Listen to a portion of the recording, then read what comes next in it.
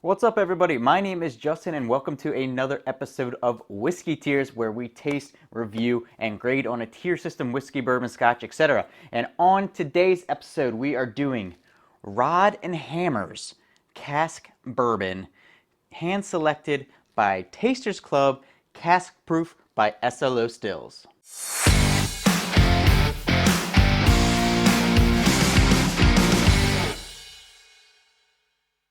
Okay, so here's the bottle. At first, I didn't really like it. I thought it looked too much like an oil can, an oil tin, but the more that it has sat on my shelf up here, it's grown on me. It's got the engraving in the glass, it's got that nice gold label on there with some old looking, it kind of just looks like a really old bottle of bourbon, which I think is what they were going for on this. So it's coming in today at 114.4 proof. Like I said, this is single barrel cask proof from SLO Stills out in California, and I believe they say they use some kind of special California water when they're distilling this. So, cask strength straight bourbon whiskey. The single barrel bourbon was personally selected and pulled at full strength straight from the barrel. The unique characteristics of the chosen barrel give notes and a finish only found in this limited batch. So, beyond that, quite honestly, I have not done much research into this one at all. We're just going to try it and see how it is. Let's do the bottle pop. Okay, pretty good pop there. We've got a real cork here on the top. Oh man, I get one distinct nose there right out of the gates. And it's butterscotch. So if it tastes like that, I may be in for something nice today. There's the pour of, by the way, I mean, Rod and Hammer, really. Technically it's Rod and Hammers, but Rod and Hammer, what do you... How can you expect me not to laugh at that? But we're going to try it. We're going to rank it on the tier system. Overall, the color, it looks darker when it's in the tin here. The tin, I keep saying tin like it's an oil tin, but once I get it into the Glencairn glass, it's a little bit on the lighter side, a little bit yellowy and that real light orange. Okay, so the first thing I notice is the legs are not too pronounced like you get in a lot of whiskeys, a lot of bourbons. They're slowly starting to come on here, but not too pronounced. But let's try the nose and see what we're getting. Yeah, tons of butterscotch right up front. Like just one of those butterscotch candies, the Werther's Originals. Like if you just melted that one down into a liquid form and drank it, that's what this smells like. Maybe a little bit of smoke in there as well. So butterscotch, a little bit of smoke layered in. Pretty much all I'm getting is butterscotch and smoke. I've tried several times now that you guys didn't see to sit here and pick something else out, but I'm just getting butterscotch and smoke. That's pretty much all I'm getting. I mean, it smells good. It's not overly complex. It smells good. So if it tastes anything like it smells, I'm going to be pretty happy. I like butterscotch. I like smoke. So we'll see how it goes. Cheers. Okay, you definitely get the butterscotch up front. That's what hits the front of your tongue. You get the butterscotch up front, and then as it starts to roll back, it kind of turns into more of a caramely taste as it starts to roll back. And then right at the end, you start to just get into a little bit of bitteriness, a little bit of maybe a kind of like a cut grass.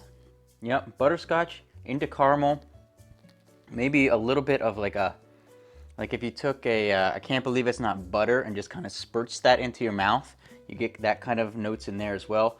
It doesn't linger too, doesn't go down too hot, doesn't linger a whole lot in the throat. I can feel it just a little bit hanging on, but man, that nose is just a butterscotch bomb, baby.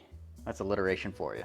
Okay, that time, just in the background, I get a little bit of dark fruits, maybe a real deep red cherry in the background, or a bit of a plum, like a real overly ripened plum. Get some dark fruits in there just in the background now on that second go.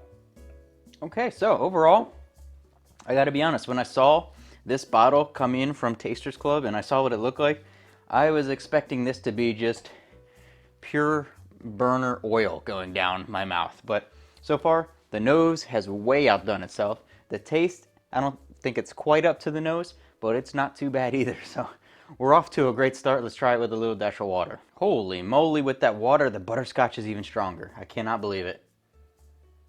Maybe heavier on the butter than the scotch. Whatever that is supposed to mean.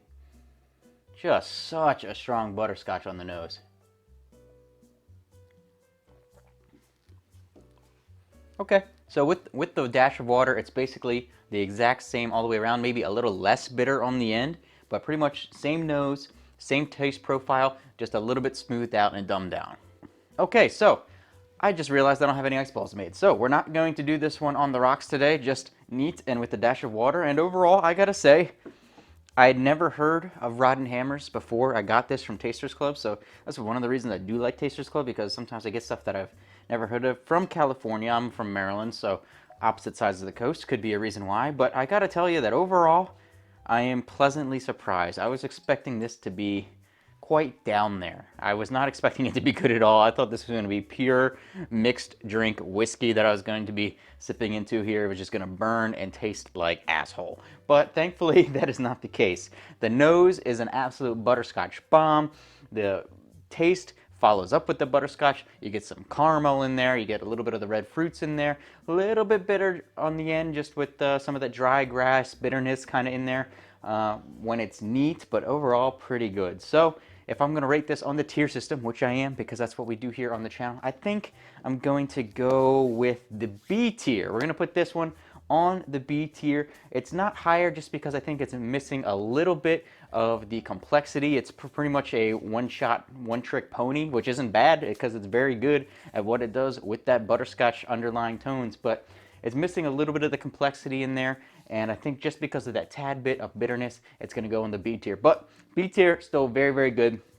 If you're in the S, the A, or the B, you are doing wonderful things, and I'm going to be more than happy to drink you. So, have you guys had Rod & Hammers Cask Bourbon by SLO Stills before? If you have, leave a comment down below what you thought of it. It's going on the B tier today. Thank you guys. I appreciated this bottle. Thank you for being here. Make sure you hit like and subscribe. I'll see you in the next one.